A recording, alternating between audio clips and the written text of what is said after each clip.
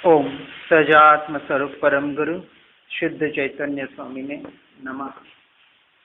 वैराग्य की वर्षा में महापुरुष नहला रहे हैं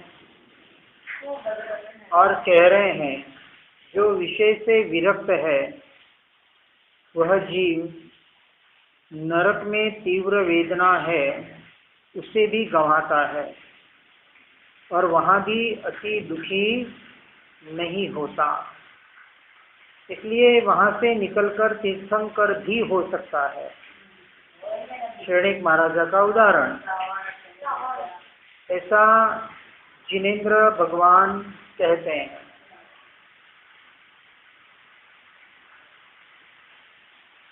सम्यक दृष्टि जीव बाहर की क्रियाएं करते हुए भी उन क्रियाओं को, उनके निमित्त से होने वाले भावों को अपनी नहीं मान रहा है। ऐसा उपशमिक सम्यक्त्व। परंतु ऐसा क्षायिक संकीर्ति जीव यदि नरक में भी जाए और नरक की तीव्र वेदना भी उसे हो रही है, जो कर्म पहले बांधे थे, जो उदय में आ रहे, उसके अनुसार शरीरों की क्रियाएं वेदनाएं दी जा रही है, वहाँ भी वह अति दुखी नहीं होते, क्योंकि वहाँ उनके भीतर में टंकोत्कीर्ण निर्णय है कि ये शरीर के तिल तिल जितने टुकड़े भी हो जाए तो आज दिन तक मैं एक से दो नहीं हुआ, न हो सकता। ऐसी दृढ़ता है जिसे क्षायिक संकीर्ति कहा। अरे इस शरीर को देखकर अब भी शरीर रूप घर से वैराग्य नहीं है। कैसे शरीर से? कि रक्त वीर्य से बने, हड्डी मांस मज्जादि से भरा, बाहर से सर्व तरफ से मक्खी के परों के समान चपड़ी से ढका हुआ, नहीं तो काक बगुलादी पक्षियों के द्वारा यह शरीर खा लिया जाता है। कोई वन जंगल में मर जाए तो क्या हो? जैसे हम देख रहे हैं कि मनुष्य के अलावा किसी भी पशु पक्षियों के शरीरों को क्या किया जाता है? न कोई जलाया जाता है, न गाड़ा जाता है, न कुछ किया जाता है। फिर भी ऐसे अनंत शरीर नष्ट हो रहे हैं, अपने आप जल रहे हैं। किसी का, मनुष्य का देह वन जंगल में कोई मर जाए तो क्या होता है? गीधे वगैरह पशु पक्षी आके उस शरीर को नोच के खा जाते हैं। तो कहीं ना कहीं इन शरीरों का नाश ही होता है, कभी ये टिकने वाले नहीं है। ऐसे पुद्गल के परमाणुओं में भी जो एकत्व ममत्व करता है और जो स्वयं के पुद्गल परमाणु में एकत्व करता है, अपने शरीर में मैंपना करता है, वो अन्य शरीरों में भी एकत्वपना ममत्वपना करता है, ये मेरे। और ऐसे पर जीवों में और ऐसे पर द्रव्यों में, गाड़ी घोड़ा बंगला जमीन जायदाद, ये तो पूरे पुद्गल 100% अजीव तत्व, जड़ तत्व। भाई मनुष्य रिश्तेदारी ये तो फिर भी जीव से संबंधित है, ऐसे जीव से तो प्रीति करता है, परंतु जो 100% जड़ है और चेतन है, ऐसे घर जमीन जायदाद गाड़ी घोड़ा वगैरह, इनमें भी मैं मेरा परा करके अपने संसार को ही बढ़ाता है। परंतु ज्ञानी अपने में और परद्रव्य में सर्वथा कुछ भी संबंध नहीं देखता। अब यहाँ अपने में और परद्रव्य में, तो यहाँ परद्रव्य में कितने द्रव्य? 6 के 6 द्रव्य। उनको भी स्वयं से, अपनी आत्मा से, स्त्री पुत्र परिवार आदि तो पर 100% पर है ही, लेकिन सदैव सद्गुरु जो जीव तत्व ही है, मेरे हमारे परम उपकारी है, फिर भी वह मुझसे तो संपूर्णतः भिन्न ही है, न्यारे ही है, ऐसी उसकी मान्यता में, श्रद्धा में संकोचकीर्ण हो चुका है। और उसमें अपनी आत्मा से सर्वथा कुछ भी संबंध नहीं देखता। इसलिए यह पुद्गल का नाटक जैसा जानने में आया तदनुसार नाचता है, स्वयं उपजता है, विनशता है, स्वयं आता है, स्वयं चला जाता है, और मैं उसके नाटक को न रख सकता हूँ न छोड़ सकता हूँ, ऐसी मान्यता सम्यक दृष्टि की होती है। पुद्गल का नाटक, जैसे नाटक देखने जाते हैं, कोई राम का रोल करे, वो राम हो नहीं जाता, कोई महावीर का रोल करे, कोई बुद्ध का रोल करे, किसी का भी रोल करे, उस रूप हो नहीं जाता। सारा पुद्गल का हमें पता है, ये तो नाटक है। ऐसे ये शरीर, ये जितने भी शरीरधारी दिख रहे हैं, ये जो नाटक, जीता जागता नाटक हम संसार में देख रहे हैं, वो तो नाटक झूठा है, उसको तो झूठा मान रहे हैं, लेकिन इस संसार के नाटक को तो अपना मान रहे हैं, उस नाटक को सत्य मान रहे हैं। और ज्ञानी पुरुष उस नाटक को भी पुद्गल के परिणमन मात्र, कर्म के उदय मात्र और अपने स्वरूप से संपूर्णतः भिन्न और न्यारे ही मानते और जानते हैं।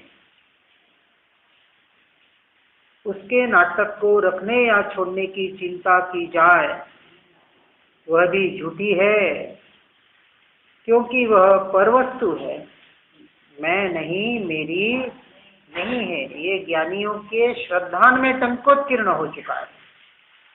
जिसके श्रद्धान में यह टंकोत्कीर्ण है, परद्रव्य परभाव, मैं नहीं, मेरे नहीं, और उनके बनने बिगड़ने से मेरा कुछ भी बनना और बिगड़ना होता नहीं।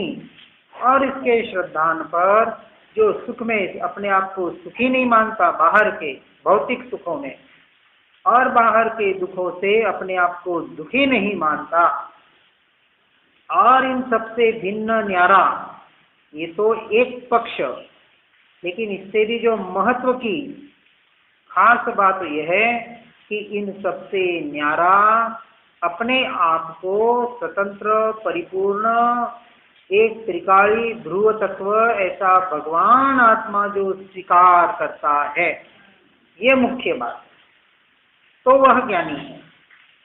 अन्यथा बाहर से सब कुछ करे, कषाय की मंदता हो, कर्म का स्वीकार हो, बिल्कुल भी बाहर के परिणामों से डिगे नहीं, सुख में सुखी भी नहीं हो, दुख में दुखी भी नहीं हो, बाहर का समता भाव हो, और आत्मा की तरफ लक्ष्य न हो, भेद ज्ञान भेद विज्ञान न हो, अपने से उन सबसे भिन्नता का एहसास न हो, स्वरूप का निर्णय न हो, तो ऐसा मात्र बाह्य में रच पचने वाला जीव पुण्य का तो बंध करेगा, स्वर्ग तक भी चला जाएगा, परंतु मोक्ष का अधिकारी नहीं है। इसलिए बाहर के नाटक को नाटक मानकर, पर वस्तु को, पर द्रव्य को परभाव जानकर, मानकर, अपने गुण पर्याय यानी स्वयं के, आत्मा के, जिनको इसके स्वरूप का जिन्होंने पढ़ा है, सुना है, जिसको समझ है, और उत्पाद व्यय द्रव्य के बाहर के परिणाम उत्पाद व्यय होने वाले हैं, क्षणिक हैं, मैं नहीं और मेरे नहीं, मैं तो ऐसा का तैसा टिकने वाला त्रिकाली ध्रुव तत्व, ऐसा जो स्वीकार करता है और कर्ता कर्म क्रियादि की सामग्री से जो डिगता नहीं है, और ऐसा स्वीकार करता है कि हर द्रव्य अपने से अपने में स्वाधीन है, तो परद्रव्य से दृष्टि हटाकर जो अपने स्वरूप पर दृष्टि करके अपनी स्वाधीनता को स्वीकार करता है, जो स्व के अधीन होता है, ऐसे स्वाधीन बना हुआ जीव वास्तविक ज्ञानी है, सम्यक दृष्टि है, मोक्ष मार्ग का अधिकारी है। ऐसे निश्चय व्यवहार का समन्वय करते हुए, व्यवहार निश्चय के दृष्टि से करते हुए एकमात्र निश्चय को ही जो उपादेय मानता है, आत्मरमणता को ही जो उपादेय मानता है, ऐसा जीव मोक्ष का अधिकारी है। जिस प्रकार एक पक्षी एक वृक्ष से दूसरे वृक्ष पर तथा भंवरा एक फूल से दूसरे फूल पर जाता है, उसी प्रकार यहाँ संसार में जीव निरंतर एक पर्याय से दूसरी पर्याय में जाता है। इसलिए बुद्धिमान मनुष्य, बुद्धिमान यानी कौन? सम्यक दृष्टि, वही बुद्धिमानी, बाकी सारे अज्ञानी, बिना बुद्धि वाले, कुबुद्धि वाले, अबुद्धि वाले।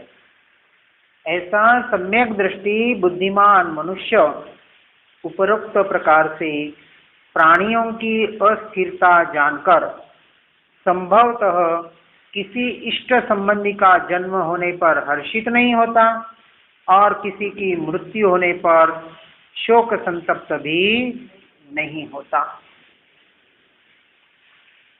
न हर्ष में सुखी मानता है इष्ट संयोगों में, न अनिष्ट इष्ट संयोगों से वियोग में अपने आप को दुखी मानता है। इसी प्रकार न अनिष्ट संयोगों में अपने आप को दुखी मानता है, न अनिष्ट वियोग में अपने आप को सुखी मानता है। यह ज्ञानी की परिभाषा। और अज्ञानी क्या करता है? इष्ट का संयोग हो जाए, यानी जैसा चाहता है वैसा हो जाए तो अपने आप को सुखी मानता है, और वैसा न हो तो दुखी मानता है। और जो अनिष्ट है, विपरीत है, शत्रु है, उनका संयोग हो जाए तो अपने आप को दुखी मानता है। और ऐसे शत्रु, ऐसे अनिष्ट, ऐसी प्रतिकूलता का वियोग हो जाए तो अपने आप को सुखी मानता है। यह अज्ञानी की परिभाषा। अब हम ज्ञानी हैं या अज्ञानी हैं, इतना सा नहीं, इसका नाम ज्ञानी नहीं।